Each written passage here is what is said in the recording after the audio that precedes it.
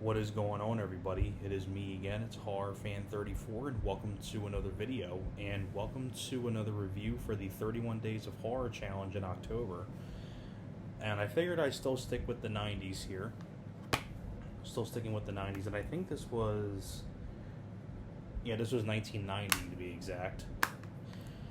And I figured this... I can't believe I have never talked about this one yet before on here. But I figured I'd talk about it now. And I feel like, and once again, it's another Stephen King movie that I feel like probably hardly anyone knows of. There are a few fans out there of this film, which is cool, like myself. For anybody who's a big Stephen King movie person and has not seen this one yet, I highly recommend you check this out. It's a pretty solid sort of creature movie, and that is Graveyard Shift. Stephen King took you to the edge with The Shining and Pet Sematary. This time, he pushes you over. Now, I wouldn't say... I mean, I don't think I would like it as much as The Shining, but... Because there are two different movies, but I think this is a fun movie, Graveyard Shift. And once again, it came out in 1990. Directed by Ralph S. Singleton, who I don't think directed ever again, sadly, which is a shame, because I think he did an excellent job directing this. Course, based on the Stephen King novel of the same name. And the cast in here, you have David Andrews, you also have Stephen Mott, and also you have, once again, Brad Dourif as the exterminator in the very beginning of the movie. But Graveyard Shift, basically, deals with like these rats, and it's a creature movie, but it takes place in this like old textile mill that's about to be reopened again. And then during the night shift, which is between 11 p.m. and 7 a.m., all the employees are disappearing and getting killed off by this creature. And it's sort of like the mystery of what it is. And then you have this drifter guy, played by David Andrews, looking into it. We have Brad Dourif in here as the rat exterminator, which I wish Brad Dourif's character was in it more. I will say that, though. But for the little bit that Brad Dourif is in, he's pretty solid in the movie. I've always been a huge fan of Brad Dourif, from the Child's Play films and Exorcist 3, and he was just in one I reviewed not that long ago, Body Parts, which I think was actually a little bit after this he did Body Parts. I think it was a year later he did Body Parts, because I think Body Parts was 91, and this was 1990. But Brad Dourif, very solid actor. And that's what really is the main thing I really enjoy about this film is the cast. David Andrews, who's this guy here as the drifter guy, as our hero, thought he was very solid in the film. He's a very likable guy. Stephen Mott, who's pretty much our human villain.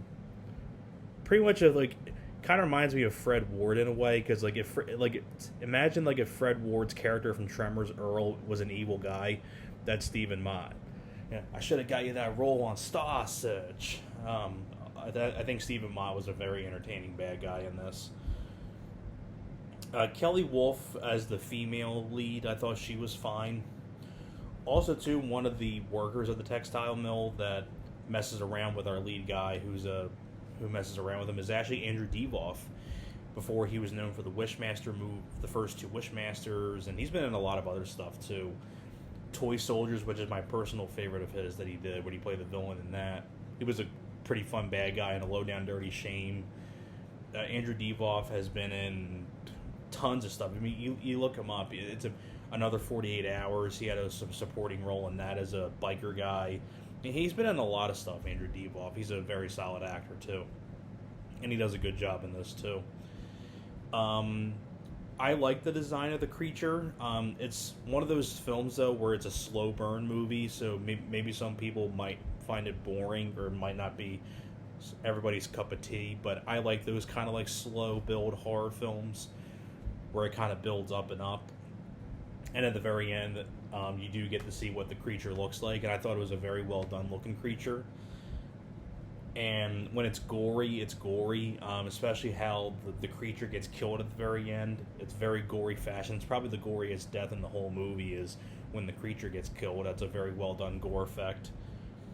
And Does it say on here who did the? No, it does not say on here who did the effects. But one other thing too I really enjoy about this film too is the musical score. I thought the musical score was amazing as well. I thought that was a pretty solid score.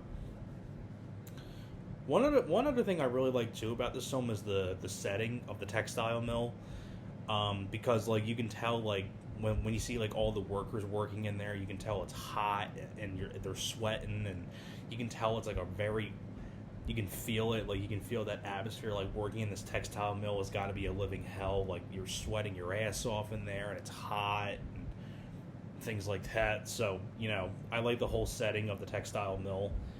And I thought it was, and I think it's one of the more underrated Stephen King adaptations. Now, it's not based on like a novel, but it's based on a short story by Stephen King.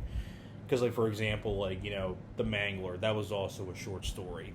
But novel-wise, you look at films like The Stand or It or like I think The Langoliers was another one. I think because that was a miniseries. But they're more like novels, like The Running Man with Arnold. Like that was based on a novel. This is more based on a short story by Stephen King. And I think it's a good one. Anthony Marinelli and Brian Banks did a good job on the score. Really like the cast, but if I had to say like my two favorite I say like I think the two best the three best characters in the whole movie for me are David Andrews as the hero, Stephen Mott as the villain, and Brad Dourif as the exterminator. I thought they were the three standouts of the movie, but I also really like Andrew Divoff as one of the other workers.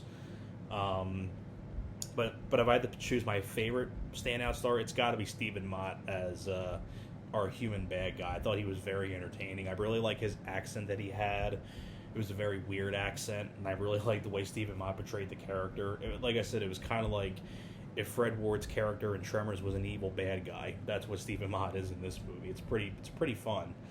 But if you like Stephen King movies, and if you want to see another solid creature movie, I would highly recommend you check out Graveyard Shift. I think it's a very solid one. So that's pretty much it for my review for Graveyard Shift. Thank you very much for watching, and I will see you guys next time.